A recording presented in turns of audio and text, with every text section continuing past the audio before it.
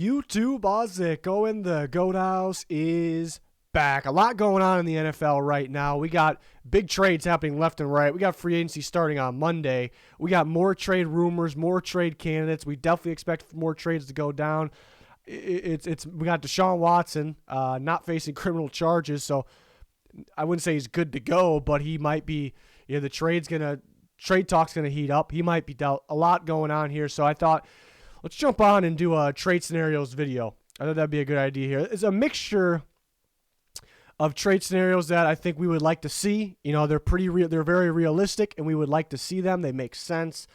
It would get everyone talking. I got trade scenarios that I kind of think, maybe I'm predicting. I think they're very realistic, I should say. And then at the end, we'll talk about some guys that people view as trade candidates, and they may be trade candidates, but maybe why where we would like to see them go in a trade, but why I think it may not actually happen, but could. So excited to break all this down here. We'll have full free agency coverage. I still want to predict free agents a little behind schedule. We did so much content this offseason already. We have a free agency playlist full of a lot of good things there. Twitter has got live updates covering everything, talking rumors, news, anything you can think of there. So follow the Twitter link down below. Like, subscribe, turn notifications on. And join us for all this off-season content. We much appreciated. So here's our Twitter. Yeah, I talked about some things we're going to talk about here. Well, some numbers, a lot of numbers, what's going on, what this means. A lot of rumors, my thoughts on things. Deshaun Watson, we were talking about him a little bit. So it's good to go to the Twitter and check this stuff out, and especially with free agency about to start. Link down below for that. Let's talk about Deshaun Watson. So I made 2 scenarios with Deshaun Watson. I really wanted to make like 50, but I made 2, and I really don't have a firm prediction on Deshaun Watson yet, so I picked out 2 scenarios that are probably the most interesting. And I remember Deshaun Watson has a no trade clause, so he essentially could pick where he wants to go. That's hard, I guess, because the teams we know that are in on him, like who is the most appealing? I guess are the Buccaneers still as appealing? But I think they would be. But and I have predicted that in the past. He could just waive his no trade clause unless it's to the Buccaneers. So, but I do think this is a very interesting one. We're going to talk about another one as well, and he could very well just be him by himself, traded for a bunch of picks to any of these teams interested. I threw in Laremy Tunsil. I thought this was very interesting because his name's been brought up. We'll have a trade scenario with him by himself too. His name's been brought up as a trade candidate. The Texans. It almost sounded like the Texans want to dump. Because he was injured last year, they view him as they don't really need him, even though he's great, and they kind of want to dump his salary. That sounds like he won't go for that much value, but I still think he's got to go for some value because he's pretty damn good tackle, and I don't know, yeah. So we'll see what happens there. So I thought, the Panthers could straight up trade for Deshaun Watson, or they can get Laremy Tunsil as well because they're looking for a left tackle. They've been clearing space by restructuring contracts. There's a shortage on tackles available, especially with the franchise tags. What would happen there? So what if they can pull both of them here? People got to remember the 6th overall pick is extremely valuable. They know, it's not like the trade talks at the trade deadline where it's a mystery pick. You kind of have an idea on the range, but the 6th overall pick set in stone there, that is extremely valuable. We talk about when teams trade up to like the 6th overall pick from not that far back, and they give up so much, and people are confused because they didn't go that much of a number difference. Well, it's because it's like picks up there are that valuable. So you got to keep that in mind. I threw in a 4th round pick this year. The Panthers are a little short on this year's day 2, 3 picks, so I threw a 4th round pick. So 3 first-round picks. That was the question, is did the value go down at all? Maybe slightly it's gone down, and then maybe up again since he's been cleared, sorta off the field. But there's still, the league still could punish him. So we got 3 first-round picks, including that 6th overall pick, a 4th round, a 2nd, and another 2nd. If it was Watson by himself, I'd probably remove a 2nd. I'd probably remove a second from this, maybe a 4th. But again, I keep saying it, that 6th overall pick is extremely valuable there. But so is Deshaun Watson. And then I'm just curious of how valuable Laremy Tunsil actually is if he's dealt. So that's the tricky part of figuring out there. So does he end up with the Panthers? Maybe he's not interested in playing there because their offensive coaching hasn't been great, and the offensive line's really struggled too. So that's the big question when it comes to that, with his no trade clause. The other interesting team and scenario that involves Deshaun Watson is the Eagles. Why? Because they have mainly because they have 3 first-round picks this year, but because of Jalen Hurts as well. Would the Texans want another player like Jalen Hurts? Would they just rather stick with Davis Mills and not have that controversy? I think Jalen Hurts getting the playoffs last year, I think they'd probably be interested in him. And I have them using 2 first-round picks from this year, 2 out of the 3. That's the other interesting thing too, is because will the Texans want all 3 this year, or what I have here, like two of their first picks and then a 2023 first? I think they would probably rather have this, actually. I don't think the Texans are dying to get everything right now. If they were earlier picks, well, if the third one was an earlier pick, then sure. So 2 picks from this year. The Eagles still hang on to 1, their later one, a second-round pick involved in that as well, and then Jalen Hurts. So be interesting if the Eagles, because a month ago they said they were just fine with Jalen Hurts, but maybe a little bit of BS there. They should be in on Watson. We'll see if and in the past we heard that maybe Watson didn't want to play for the Eagles. They made the playoffs. They're looking pretty good. Maybe that's changed. Just wait and see on the no trade clause part of it. So what if Laremy Tunsil was traded by himself? It's really tough figuring out what the value would be, because I think this is what the value would be. This is kind of one that I kind of went with what I think the value should be.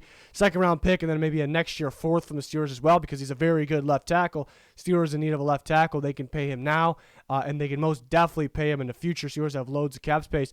But again, the way I've heard it sometimes is that they could just dump Laremy Tunsil, so somebody could be getting a steal perhaps. He does have the injury concern and a pretty hefty contract, so that's why it is a little tricky. But mainly with this one, just trying to figure out the team I would like to see him with if he was just traded by himself. And I was thinking Steelers there to maybe get their left tackle finally, and upgrade that offensive line.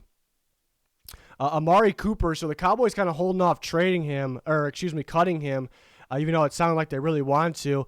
And they've been getting calls. They've been talking with teams about a trade, and I think teams are at the point where it's, before it was like, well, they're going to cut him anyways. So we want him, but they're going to cut it. They're going to cut him anyways. But I think it got to the point where there's enough teams interested where maybe if you really want him, you're going to have to trade for him. Perhaps I still don't think it would be a ton of value. So that's why I did a 4th and a 6th. That's why it's another tricky one to figure out, because his actual value is definitely more than that. But it's just because they were going to cut him. They were so firm on that. It felt like that it can't be too much value, but they are bad. These teams are battling each other a little bit too. But he does have a pretty big contract too, so be some cap hits now and in the future. I went with the Dolphins here, and I kind of feel like he's going to end up in the Dolphins. I kind of got that feeling right now, so this is the trade scenario I went with. His value really is worth more than this, so could it be a 3rd-round pick instead of that 4th? It's just he was going to get cut, so that's what makes it so tricky. Heard the Patriots. I really thought about the Patriots as well. They could be involved. I thought the Dolphins were going to end up with Calvin Ridley, but that whole thing happened, so are they in the market for Cooper? These teams that are looking for outside receivers, maybe a little bit of a shortage right now. So, I think we would like to see, the Dolphins land Cooper there. And then how about Tyler Lockett? His name's been brought up a little bit. This one I'm a little hesitant on. Will he actually be dealt? Because very valuable to the Seahawks, and that's why you see a 2nd and a 3rd-round pick. They may ask for a 1st-round pick. He's been so valuable to him, a big-time receiver. His contract's good now. In the future, it's not super great, but the Patriots with future cap space could work around that. So the value I came up with was first I was going to go 2nd and 4th. I'm like, the Seahawks are going to want more than that. 2nd and 3rd, it's a lot. Throw a future 6 back to the Patriots. That's the value I came up with there. So the Patriots are definitely looking for a proven receiver. They got receivers looking for a proven receiver. So maybe they don't want to mess around with the draft. Maybe they don't want to mess around with free agents again. They did that last year. So they go get a guy like Tyler Lockett, who, the Seahawks could be in rebuild mode. They could be dealing like these more the veteran guys. So we'll see. I liked him with the Patriots. The Patriots are very much in on Amari Cooper as well. I heard they like Allen Robinson as a free agent too. But, spent so much money in free agency last year. We'll see what happens. Leo Collins, we heard about it. Almost sounds like a Leo Collins trade could very much happen. Cowboys been discussing with teams about a potential deal. So I like the Bengals for him. The Bengals they got cap space. And they're a contender. I think they would be willing to trade their first round pick, the 31st overall. It's a late first round. Could it be, first thought, I'm like, it's going to be a second round plus. I'm looking at La'el Collins' contract. And keep in mind, La'el Collins is very good right tackle. He's young as well, and the contract is so team friendly too. It's got some cap hits in there, double digits, but it's so team friendly that I think the Cowboys should be looking for a first round pick. Of course, a team's not going to give up an early first round pick, but we got a team sitting here with a lot of cap space. They're a contender. This is not a huge risk if they do this. They have the need there. It just made a lot of sense. So La'el Collins could be Dallas. Think about the Broncos as well.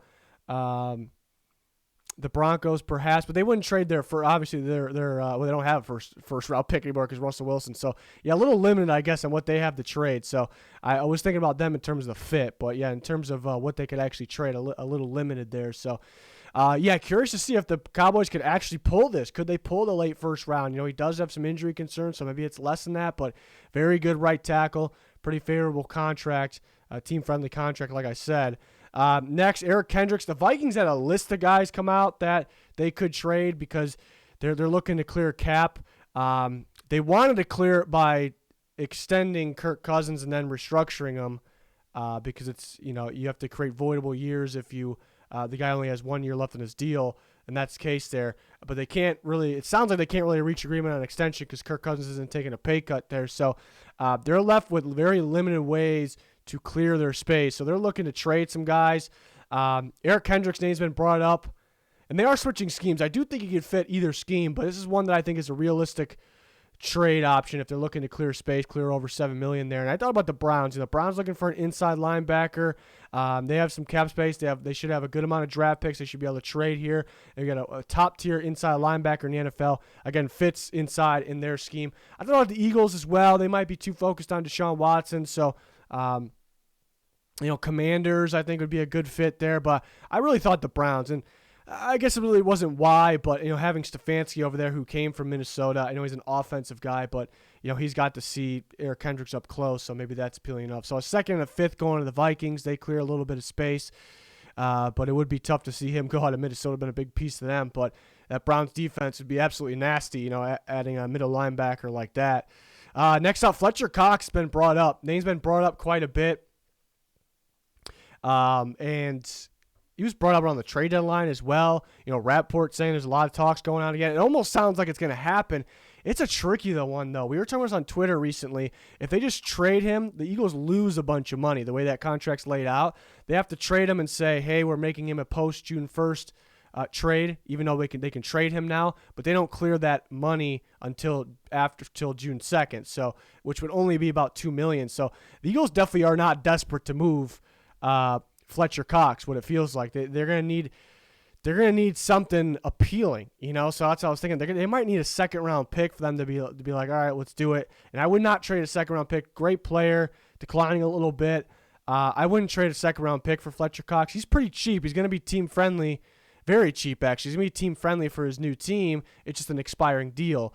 So it could be a second for the Eagles to let go. Then I was thinking, if they're in on Deshaun Watson, they're going to be trading away these picks. They think they're going to be doing that. They might need picks, whatever they can get here. So, made it a third. Made sense there. So the Cardinals trade for the defensive lineman because they need help. J.J. Watt needs help up there. They need a D tackle and they need a nose tackle. Fletcher Cox can fit at that D tackle spot.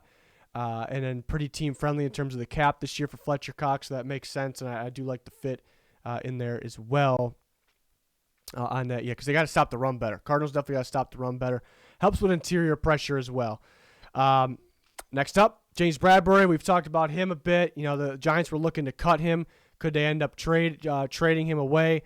I definitely think it's possible. It's another guy, but it's going to have a team-friendly cornerback contract for this upcoming year and needs an extension.